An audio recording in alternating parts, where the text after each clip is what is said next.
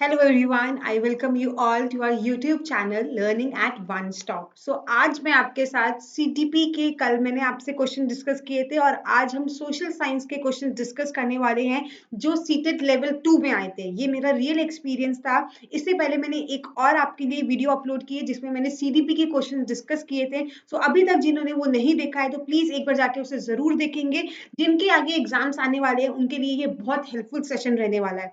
तो आज मैं आपसे सोशल साइंस के कुछ क्वेश्चंस डिस्कस करूंगी जो मेरा रियल एक्सपीरियंस रहा है। मैंने यहाँ पे स्क्रीनशॉट अपने एडमिट कार्ड का भी लगाया है ताकि आप लोगों को भी पता चले कि मैंने 20 पेपर दिया था। इसके साथ साथ मैं आपको थोड़ा सा अपना चैनल के बारे में बताना चाहूंगी। जो हमारा चैनल है लर्निंग एट वन स्टॉप, ये एक इनिशिएटिव है जहां पर जितने भी टीचिंग एग्जाम से रिलेटेड आपके जो कंटेंट होते हैं वो प्रोवाइड किया जाएगा विद जीरो कॉस्ट। तो आप लोगों को करना बस ये है कि हमें सपोर्ट करना है और इसे ज्यादा से ज्यादा लोगों को शेयर कराना है। ठीक है, तो चलिए अब हम डिस्कस करते हैं अपने जो सोशल स्टडीज के क्वेश्चन जो मुझसे पूछे गए थे एग्जाम्स में। वीडियो को एंड तक देखेंगे बिकॉज आपके लिए ये हेल्पफुल होने वाली है वीडियो। जो पहला क्वेश्चन यहाँ पे पूछा गया था वो था who is the final interpreter of constitution. Constitution का फाइनल इंटरप्रेटर किसे कहा जाता है? फाइनल इंटरप्रेटर जो होता है वो कौन होता है? वो जुडिशरी होता है। ठीक है, जो जुडिशरी होता है वो कॉन्स्टिट्यूशन का फाइनल इंटरप्रेटर माना जाता है। ठीक है, नेक्स्ट क्वेश्चन देखेंगे। द जनपद पंचायत वर्क्स अंडर, जो जनपद पंचायत होती है वो कौन से लेवल के अंदर वर्क करती है? जो हमारा पंचायती राज होता है, पंचायती राज में हमारे कितने लेवल्स होते हैं? 3 लेवल्स, 3 टायर्स होते हैं। ठीक है, तो जो जनपद पंचायत है वो कौन से लेवल के अंदर वर्क करता है? तो वो वर्क करता है ब्लॉक लेवल के अंदर। किसके अंदर करता है? वो ब्लॉक लेवल के अंदर वर्क करता है। तो आगे देखेंगे, यहाँ पे मैंने एक बार डिफरेंट लेवल्स ऑफ पंचायती राज मैंने यहाँ पे दिखाया हुआ है तो आप लोग इसे देख सकते हैं। देखिए सबसे पहले क्या होता है, सबसे ऊपर जो होता है वो हमारा होता है डिस्ट्रिक्ट लेवल पर। डिस्ट्रिक्ट लेवल पर हमारा होता है पंचायत। जो जिला पंचायत होता है वो कौन से लेवल पे होता है? वो डिस्ट्रिक्ट या फिर थर्ड टायर पे होता है। ठीक है, देन उसके बाद कौन सा होता है? जनपद पंचायत, जो कि किसके अंदर आता है? ब्लॉक लेवल के अंदर आता है। ग्राम पंचायत कहाँ पर आता है? विलेज लेवल के अंदर आता है। ठीक है, ये ग्राम पंचायत विलेज लेवल के अंदर होता है। देन जनपद पंचायत ब्लॉक लेवल में आता है और डिस्ट्रिक्ट काउंसिल या फिर जिला पंचायत या डिस्ट्रिक्ट पंचायत किसके अंदर आता है? डिस्ट्रिक्ट लेवल के अंदर आता है। ठीक है, आगे क्वेश्चन आगे मूव करेंगे। ओके, सो यहाँ पे नेक्स्ट क्वेश्चन जो हमारा है वो है what is true about the type of rock form due to the erosion carried out by wind. जो क्या होता है जब कोई रॉक फॉर्म करी जाती है, एक रॉक, ऐसी रॉक जो किससे बनती है? विंड से। विंड के जब इरोजन जब जब होता है किससे? विंड के थ्रू। जब विंड से इरोजन होता है तो उससे कौन सी रॉक बनती है? कि इसके बारे में बताइए। कौन सी स्टेटमेंट, या दो स्टेटमेंट आई थी और बताना है इसमें से कौन सी स्टेटमेंट ट्रू है या कौन सी फॉल्स है, या दोनों ही ट्रू है या दोनों ही फॉल्स है। सबसे पहले हम बात करते हैं, it is called mushroom rock. क्या इसको हम मशरूम रॉक कहते हैं? तो बिल्कुल इसे हम मशरूम रॉक कहते हैं। और क्या ये डेजर्ट्स में फाउंड करी जाती है? यस ऑफ कोर्स, इसे हम कहाँ फाउंड करते हैं? डेजर्ट, रेगिस्तान में ये मशरूम रॉक पाई जाती है। क्योंकि वहां पे क्या होता है, वहां पे हवा के कारण क्या होता है, जो नीचे की जो रॉक होती है वो क्या हो जाती है? इरोड हो जाती है। ठीक है, तो इसमें हमारा both A and B answer आएगा। एक बार मैं इसकी इमेज आपको दिखाती हूँ, देखिएगा ध्यान से।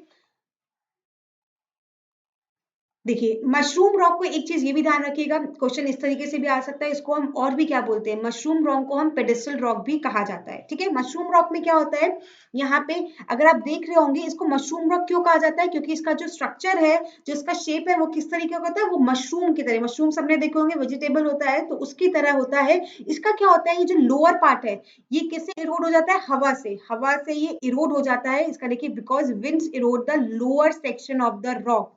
अपर से ज्यादा वो किसमें करती है?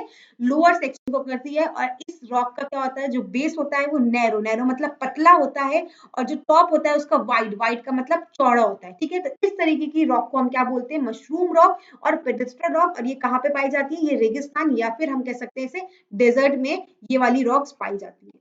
ओके, अगर आप लोगों को ये सेशन अच्छा लग रहा हो तो प्लीज इसे लाइक जरूर करिएगा, ताकि हमें भी मोटिवेशन मिलती है और आगे हम आपके लिए ऐसे ही अच्छा कंटेंट प्रोवाइड करते रहेंगे। आप लोगों को पता है, अगर आप ये वीडियो देख रहे हैं तो आप सबको ही पता होगा कि DSSB ने अपना कैलेंडर आउट कर दिया है, ठीक है, जिसमें से PRT बहुत सारे बच्चे हैं जो सीटेट दे रहे हैं, लेवल 1 जिन्होंने दिया है, लेवल 2 भी जो दे रहे हैं, ठीक है।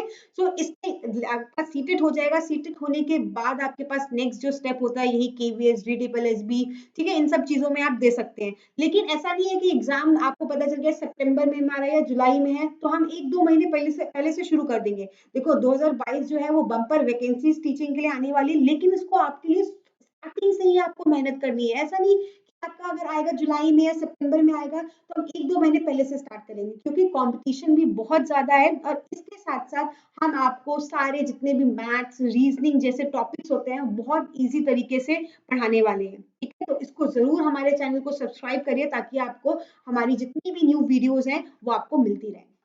आगे देखते हैं हम। The Arctic Ocean is connected to the Pacific Ocean. जो आर्टिक ओशन है वो किससे कनेक्टेड है? पैसिफिक ओशन से। कौन सी स्ट्रेट के थ्रू? यहाँ पे है बेरिंग स्ट्रेट, ठीक है। ये बेरिंग स्ट्रेट से आर्टिक ओशन और पैसिफिक ओशन दोनों कनेक्टेड है। नेक्स्ट देखेंगे, और ये लेयर, ये जो हमारी एटमॉस्फेयर की लेयर्स है ना, ये बहुत इंपॉर्टेंट, वेरी इंपॉर्टेंट टॉपिक है, उससे एक क्वेश्चन जरूर पूछा जाता है। तो आपका मैं ये चीज क्लियर कर देती हूँ। जितने भी फिनोमेना होते हैं, जैसे कि फॉग हो गया, धुंध होती है, रेनफॉल होता है, वो कौन सी लेयर में अकर करते हैं? वो सबसे पहली वाली जो लेयर होती है, जिसको हम क्या बोलते हैं? ट्रोपोस्फेयर बोलते हैं, ठीक है। इसको हम ट्रोपोस्फेयर बोलते हैं। एक बार देख लेते हैं सारी लेयर्स को। अच्छा, इसको आप देखो इस तरीके से भी आ सकता है कि आपको क्या करना है, इसको आपको ऑर्डर में लगाना है। तो ऑर्डर में लगाने के लिए बहुत इजी तरीका है। यहाँ पर अगर आप देखेंगे तो मैं तो बहुत निमोनिक्स में तो मैं बहुत जल्दी करती थी कि मुझे चीजें याद रहती थी, क्योंकि हम याद तो करते हैं लेकिन एग्जाम टाइम में जो हमारे क्वेश्चंस होते हैं और जो हमारे ऑप्शंस होते हैं उसमें हम बहुत ज्यादा कंफ्यूज हो जाते हैं, तो हमें पता नहीं चलता है कि कौन सा करेक्ट है कौन सा इनकरेक्ट है। तो उस टाइम पे ये जो निमोनिक्स होते हैं ना, ये बहुत ज्यादा हेल्पफुल होते हैं। तो देखिए कैसे हमें याद रखना है। Trust me in the exam, मतलब एग्जाम के टाइम आपको हम पर ट्रस्ट करना होगा, और अगर आप ट्रस्ट करेंगे तो आप बहुत अच्छा कर सकते हैं, ठीक है। तो देखो क्या है ट्रस्ट की, अगर हम बात करेंगे तो टी क्या है? T for troposphere. ST, ST में क्या है? एसटी मतलब स्ट्रेटोस्फेयर। देन मी में क्या होता है? मीजोस्फेयर, ठीक है। और ये जो आई है दैट इज आइनोस्फेयर, ये आइनोस्फेयर होता है। देन द का थर्मोस्फेयर और एग्जाम का एग्जोस्फेयर। सो ध्यान रखिएगा, trust me in the exam, exam में आप हम पर ट्रस्ट करिएगा और आप बहुत अच्छा परफॉर्म करने वाले हैं, ठीक है। तो ये हमारे क्या होते हैं, ये हमारे कुछ ये लेयर्स का सीक्वेंस होता है, इसको आप इस तरीके से याद कर सकते हैं, trust me in the exam के तरीके से। ट्रोपोस्फेयर में क्या होता है? जितने भी हमारे रेन फॉग ये सब चीजें होती हैं। स्ट्रेटोस्फेयर क्या होता है? एरोप्लेन्स वगैरह के लिए ये वाला जो लेयर होती है बेस्ट होती है। देन मीजोस्फेयर क्या होती है? मीजोस्फेयर में जहां पे आपके मेटेरॉइड जो है यहाँ पर आके बर्न होने लग जाते हैं, ठीक है। देन उसके बाद थर्मोस्फेयर, थर्मोस्फेयर में जो सैटेलाइट वगैरह होती है वो यहाँ पर रहती है। और एग्जोस्फेयर आते आते ये क्या हो जाती है? जितनी भी हमारी लाइट गैसेस रहती हैं, जितनी भी लाइट गैसेस होती हैं वो कहाँ पे फ्लोट करती है? वो एग्जॉस्फेयर में फ्लोट करती है। Okay, so I hope clear हो गया होगा आपको। एक क्वेश्चन ये भी आया था कि जो लैंड और सी ब्रीज है ये कौन सी विंड का एग्जाम्पल है? सो जो लैंड और सी ब्रीज होती हैं वो होती है लोकल विंड। ये जो हमारी लोकल विंड्स होती हैं ये हमारी लैंड और सी ब्रीज का एग्जाम्पल। इसके साथ जो लू होती है वो भी किसका एग्जाम्पल होती है? लैंड और सी ब्रीज लोकल विंड्स का ही एग्जाम्पल होती है जो हमारी इंडिया में चलती है। अब यहाँ पर देखते हैं जो गोल्डन क्वाड्रिलेटर है, गोल्डन क्वाड्रिलेटर कौन से चार सिटीज को कनेक्ट करता है? गोल्डन क्वाड्रिलेटर तो ये करता है, आप देखिए, दिल्ली मुंबई चेन्नई कोलकाता, दिल्ली अहमदाबाद, अहमदाबाद बिल्कुल भी नहीं, दिल्ली मुंबई तमिलनाडु, तमिलनाडु, तमिलनाडु भी बिल्कुल नहीं, दिल्ली मुंबई तमिलनाडु कोलकाता ये भी नहीं। सो कौन सा आंसर होगा? दिल्ली मुंबई चेन्नई कोलकाता। ध्यान रखिएगा जो गोल्डन क्वाड्रिलेटर होता है वो चार कंट्रीज को कनेक्ट करता है, that is Delhi, Mumbai, Chennai and Kolkata. एक बार जल्दी से हम देखेंगे, यहाँ पे मैंने इसका डायग्राम भी आपको शो किया है ताकि आप इसको ठीक से कर सके। देखिए यहाँ पर ये कहाँ से कनेक्ट किया? दिल्ली से मुंबई, मुंबई से चेन्नई, चेन्नई से कोलकाता और फिर ये दिल्ली। तो ये क्या था? क्वाड्रिलेटर बनाता है, ठीक है।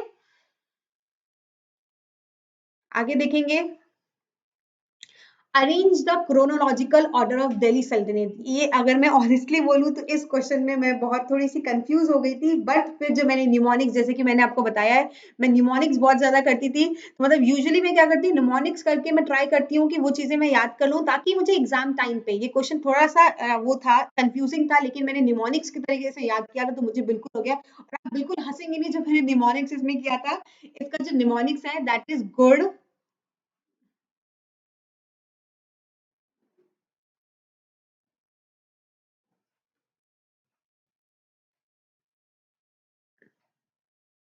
सो यहाँ पे इसका निमोनिक होगा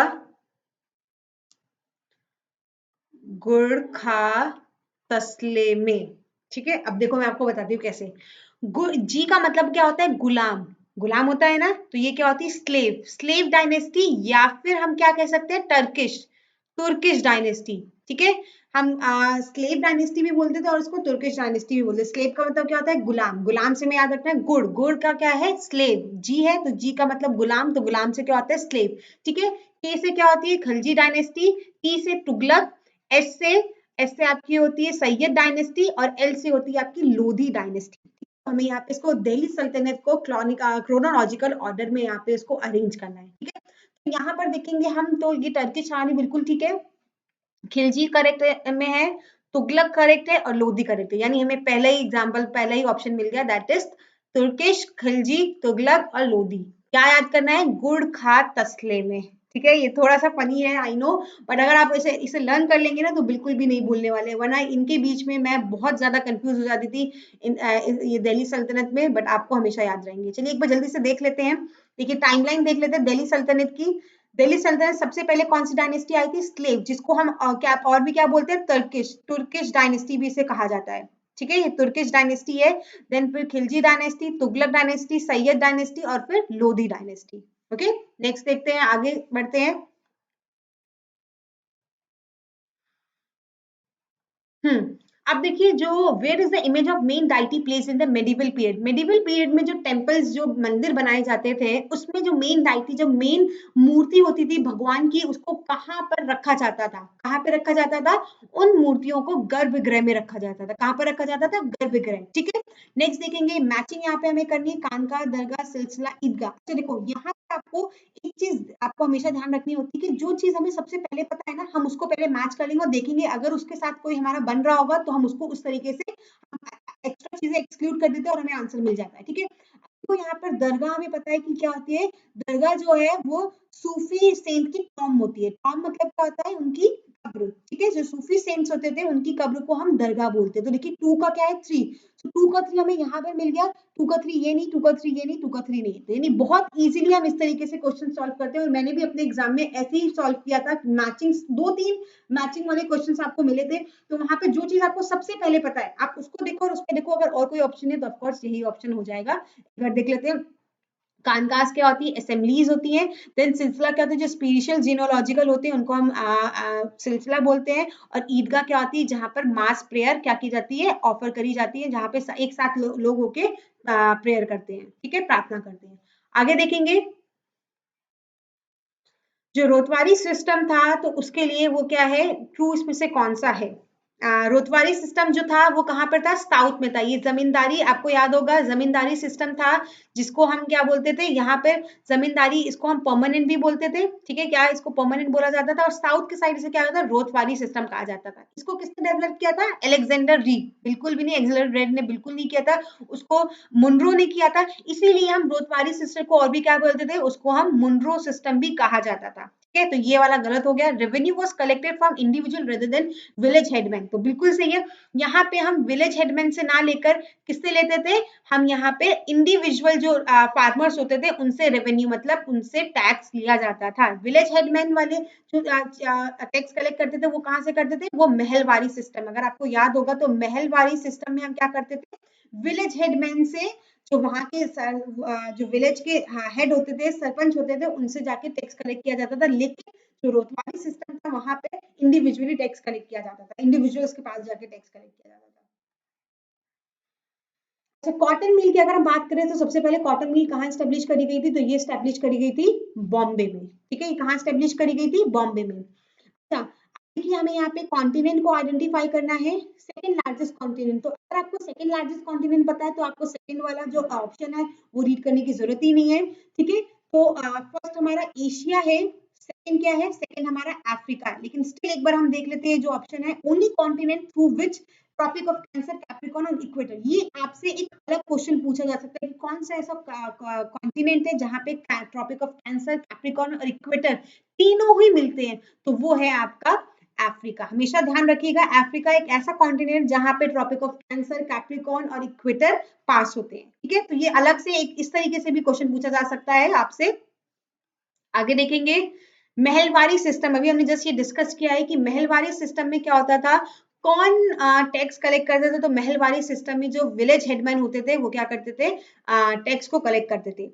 who formed the East India Company in order to expand their commercial activities? किस किसने मिलकर ईस्ट इंडिया कंपनी को फॉर्म किया था जिससे कि वो अपनी कमर्शियल एक्टिविटीज को और बढ़ा सके, ठीक है। तो जहां जहां पुर्तगीज है हम उसको कैंसिल कर देंगे, पुर्तगीज इसमें इन्वॉल्व नहीं थे, तो क्या हो जाएगा इंग्लिश, डच और फ्रेंच। ये तीन ऐसी कंपनीज थी जिन्होंने ईस्ट इंडिया कंपनी बनाई थी और हमारी इंडिया में कमर्शियल एक्टिविटीज को एक्सपैंड करने के लिए। तो कौन कौन से हो जाएंगे, इंग्लिश, डच और फ्रेंच, ओके। आगे देखेंगे गोंड। अच्छा, ट्राइब्स से आने से पहले एक बार पहले हम यहाँ जरा देख लेंगे इंपॉर्टेंट ट्राइब्स की। अगर हम बात करें तो बलोचिस जो है वो कहाँ की है, नॉर्थ वेस्ट की ट्राइब से एक क्वेश्चन आपका जरूर आएगा। सो जो नॉर्थ वेस्ट की जो ट्राइब है उसको हम क्या बोलते हैं, बलोचिस बोलते हैं।